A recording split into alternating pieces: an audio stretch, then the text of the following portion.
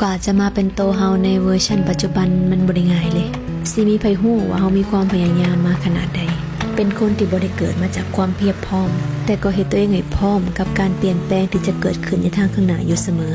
สิ่งที่พยายามมื้อนี้บ่มีไผเห็นแต่พวกเขาจะเห็นในมื้อที่มันสว่างแล้วเฮ็ดต่อไปถึงว่าสิบ่มีไผแนมมาก็ตามบ่ต้องรอให้พร้อมเพราะความพร้อมที่รอมันบ่มีอยู่จริงจะบ่รอให้ไผมาบอกให้เริ่มเพราะนี่มันคือชีวิตเฮาอย่าท่าแรงบันดาลใจจากไผเพราะบ่มีไผจะมาฮู้ปัญหาของเฮาได้ลึกซึ้งเท่ากับตัวเฮาเองเฮามาเฮ็ดปัจจุบันเพื่ออนาคตกันดีกว่าทุกๆมื้อที่ได้ลงมือทำมันคือการบ่มตัวเองถึงสิบ่มีไผเห็นก็บ่ฟ้าวให้ผู้ใดแนมมาพัฒนาตัวเองไปเรื่อยๆจนกว่าจะมีคนบอกว่าชีวิตเฮาโคตรจะมาไกลหากได้ยินเสียงผ่านเข้ามาในหูว่าคนแบบเฮาบ่น่าจะเฮ็ดได้นั่นแหละคือเสียงของความท้าทายเสียงนี้เลยคือแรงบันดาลใจถ้าอยากก้าวขาไปไกลแล้วไวกว่าคนอื่นอย่าสะดุดเสียงข้างทางอย่าเฝ้าพัก